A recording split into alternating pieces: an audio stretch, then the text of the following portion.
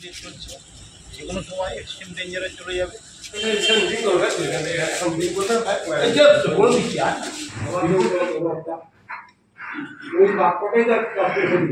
এই কথাটা বলিস না, এই জলটি শুকাইতে কতদিন লাগে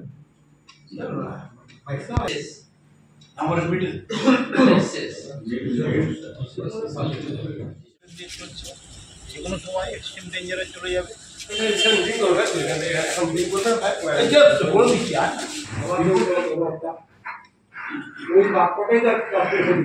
এই কথাটা বলিস না, এই জলটি শুকাইতে কতদিন লাগে আমার মিডিল। আমরাও জানি ব্যারেজ গুলো ধারণ ক্ষমতা কমে গেছে, তা জল ছাড়বে তারা নিশ্চয়ই যাবে। আর একটু রাজ্যের সঙ্গে কথা বলো, ঘন্টায় ঘন্টায় কতটা পরিমাণ ছাড়া যাবে।